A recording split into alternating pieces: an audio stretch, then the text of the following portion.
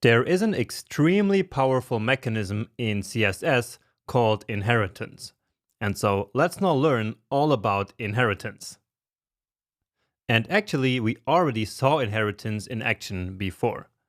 So remember back at the beginning of this section, I mentioned that, for example, this element here, so this Laura Jones, which is a strong element, still gets the styles of the paragraph element inside of which it is located, right?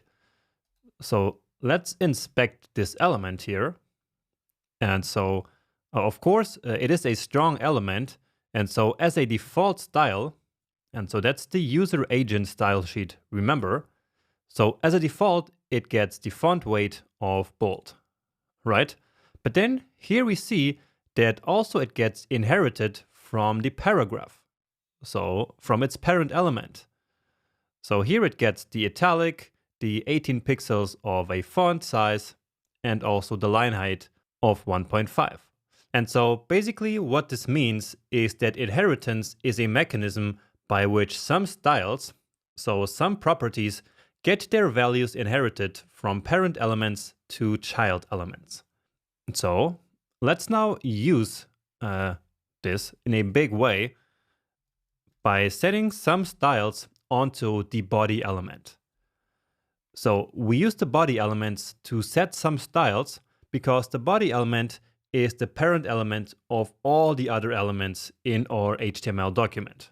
And so if we set certain properties in the body, then their values will get inherited to all of their child elements. Now, not all properties do actually get inherited. It is mostly the ones that are about text. So let's start with a very simple one. So the color, and let's set the color to red. Now, what do you think is going to happen in this situation, given that we actually set the color on most of these elements here already down here? Well, let's see. And so as we reload, nothing really changed here. And the reason for that is that while this red color still got inherited, this color property right here in this rule did override the inherited style. Okay? So the inherited styles are easily overwritten whenever there is any rule that applies for the same property. So an inherited property is very easily overwritten by any rule which has a value for that same property. So in a sense, we can say that inherited values are the ones who have the lowest priority. But anyway, if we now removed the color from here, and let's just comment it out, then, well, all the text which does not have a color declared will become red. So this one here, all of this. Now this one is still blue because we're overriding it here, right? But then everything else is red. And so now what we can do is to set the text color that we're actually interested in here in the body.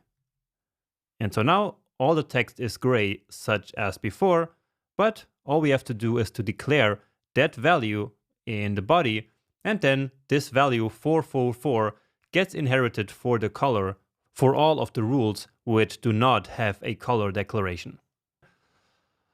And now let's actually do the same with the font family. So I will actually cut it from here and paste it here.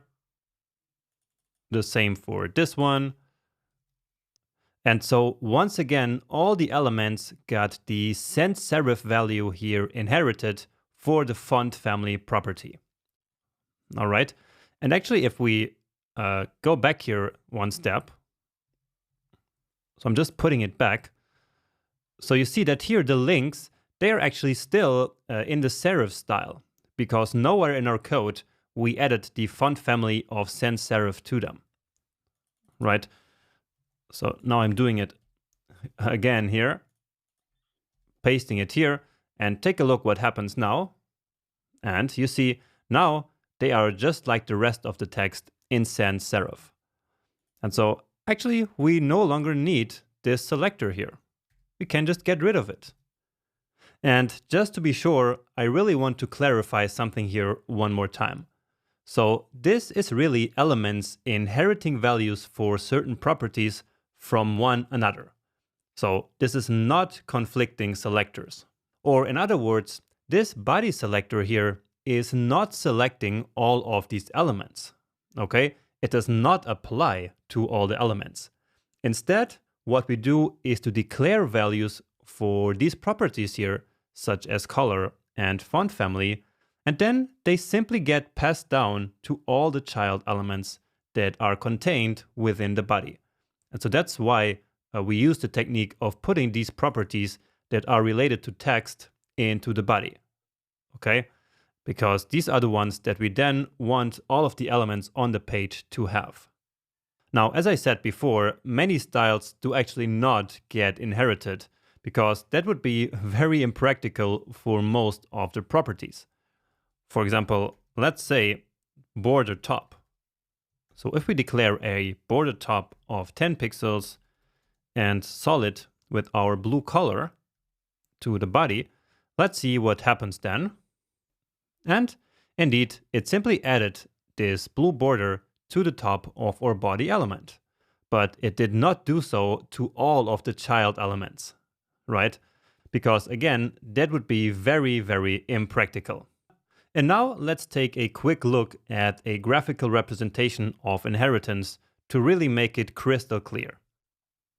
So here we have a very simple example of a web page which simply contains a navigation, an H1, and a P element. And on the right side, we also have some styles for the body element. And in particular, the color, font size, font family, and border top. Now, of course, the body element here is the parent element of all these other three elements. And so, therefore, thanks to inheritance, all of these three elements basically get access to these three properties that are inherited. And again, all these three properties are basically related to text, while on the other hand, the border property does not get inherited. So not all of the properties do get inherited, but it is mostly the ones related to text. And I have a big list of many of the properties that do get inherited, so you can take a look at them if you'd like. But anyway, let's now say that we also have a rule for the H1 element. And so it declares basically a new color and a new font size. So it's bigger and it is blue. And so what happens now is that these two declarations do actually override the inherited styles. Therefore, for the H1, the color is no longer gray and the font size is no longer 16 pixels. But instead, it is now blue and 32 pixels. So this is a visual representation of inheritance in action, which I hope makes it a little bit more clear so that you can really understand how it works. So maybe take some more time looking at this and studying this example a little bit more, and then we will actually get one more time back to our code. And what I want to show you now is that inheritance actually also works on a much smaller scale, which is something that we also do all the time. So inheritance is not only helpful by putting styles into the body, but also in other situations. So let's say that we wanted to change the size of these 4 links here. That would actually be very easy. All we would have to do is to, let's go there. So would be to put a class on them and then select these links based on the class, right? Or we could also do something like this. So we could do nav and then select the A elements in there with the pseudo class of link, right? Let's say we wanted the font size to be 18 pixels. And so you see that that actually worked.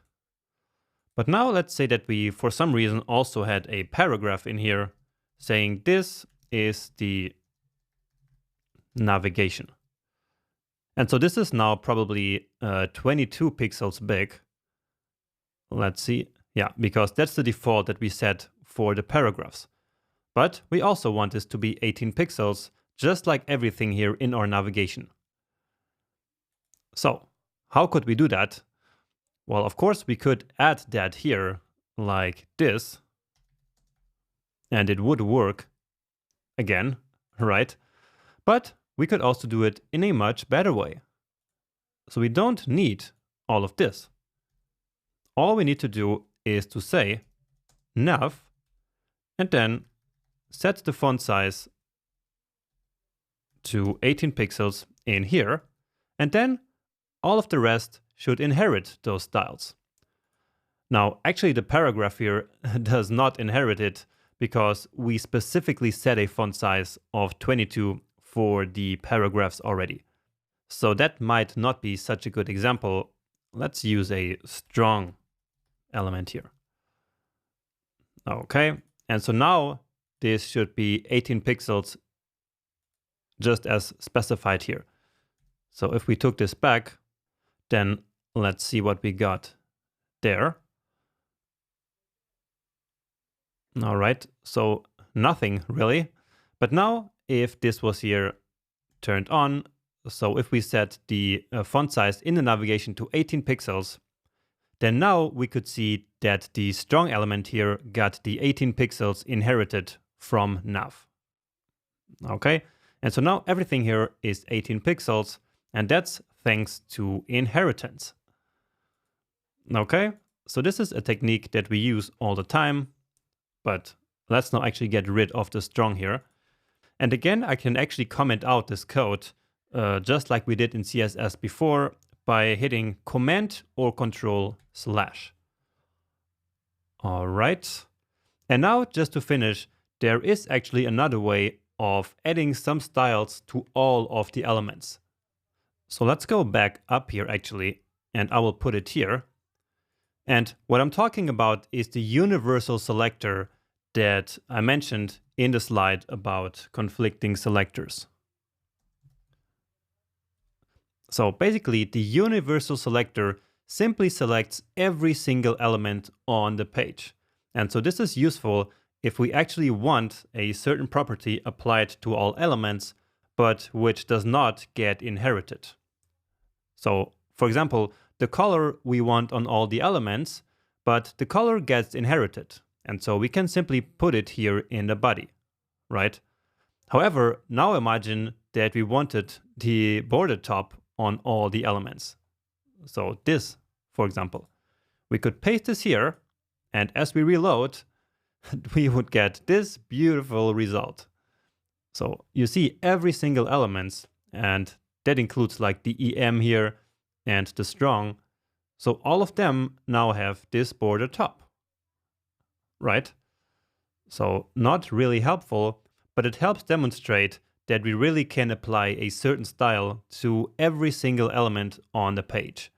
Just keep in mind that this selector is actually the one with the lowest priority. So it would be very easy to simply override this. Okay, let's say that here we had red on the body, and then this one would be red, and only all the other ones would be blue. And again, because this is an element selector, and so it has a higher priority than the Universal Selector. But let's put it back, and actually let's turn this one off right here. So the Universal Selector is actually quite important. For now we don't have a big use case for it yet, but we will soon, and then I will explain it a little bit more. But for now, what I want you to understand is that there is a big difference between the Universal Selector and the body selector. So the Universal Selector simply applies to all the elements, and there is no inheritance involved. And therefore, this is perfect if you want to apply a certain property that does not automatically get inherited to all the elements. On the other hand, any style that we put here in the body gets inherited. And so that's simply a completely different mechanism than using the Universal Selector.